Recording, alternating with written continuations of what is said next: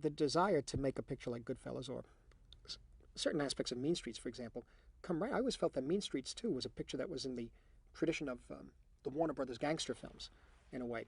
But Goodfellas is a better example because it was made in 91 or 90, I think, and we very simply trace the lineage right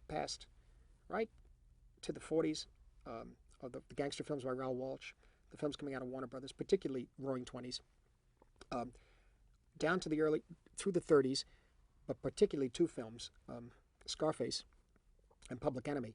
In Scarface, you have an interesting situation where these characters, who are really despicable, are presented in such a way that you like them. And that was the key. You see, that's the first movie I saw that made me realize that, gee, it's the same dilemma I have, basically, because I grew up around a lot of these guys. They're not all like Paul Muni was or George Raft was in that film, or they're all like Henry. They were more like Henry Hill, and where I grew up, in a way. And Paulie, for example, played by Paul Sorvino, and I understood that, and I also understood them as human beings. And so I know that they came out of a tradition, though, of outlaws, in a way, which is something that's been very popular in American culture all the way back to the 19th century. In fact, we take it all the way back to Musketeers of Pig Alley by Griffith. But also, I always took it even further, which was the Great Train Robbery. Because basically, in the Great Train Robbery, they commit this great robbery, and then at the end, the police get them all, and somebody in the last shot fires a gun right into the camera. That's why I have Joe Pesci firing the gun at the end into the camera of Goodfellas, in the sense that basically in Goodfellas, it's a bunch of outlaws who do this incredible robbery, and then they all kill each other, and the police get them at the end. It's exactly the same story. Now, the first real gangster picture that I saw was Public Enemy. And my father took me to see that. It was on a double bill with Little Caesar. Little Caesar's good, but I thought Public Enemy was more truthful.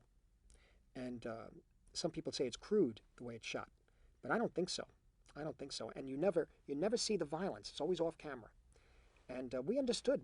My father, it was like basically he was with those people. He was around them all the time. He grew up with them.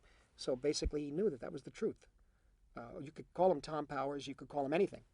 You could put any ethnic name up there. It's basically the same thing. It's basically the moment where he tells his brother, they didn't pin, they pin medals on you for killing those Germans over there, and you get medals and I get what?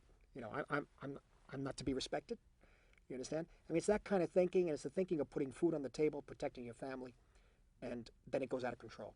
It's very funny because I must say again, where I grew up, some of the best entertainment I had was listening to some guys on street corners tell stories. The oral tradition, and self-deprecating, funny, and some of the toughest people I've ever seen do this too.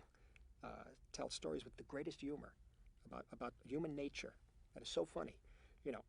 Human nature, granted, under strange circumstances, very odd, not your average circumstances, but still to get the humor out of it and to bring the humanity out of it was quite something. You forget, of course, that they're killing people or they're robbing somebody's house, but to hear some of the stories and the humor, it's like prison humor in a way. I don't know what to say. So Joe Pesci said one day to me, he said, "Marty, they think your movies are funny in prison. They that's it, not audiences. Not regular convicts think they're funny. That's what you want me to do." But but that's what it is. That's what the trick of that film was. The idea of the humor, to, in a way, I was exploring how I could still be feeling endeared to people like that because I grew up around them, and yet I know what they do. It's that dichotomy. I can't bring the two together. Granted, in the film, at a certain point, the minute they kill Billy Batts, Frank Vincent, it's downhill. I think I brought more of almost like a documentary attitude towards it. I wanted to show you the star of the movie is a way of life, not a character. Somebody commented that it's like Scarface without Scarface, but that's what it is. Yeah, we don't need Scarface in the film. It's the way of life. If you grow up around that, what I wanted to show you was the danger of the exuberance of that kind of life at first, you see.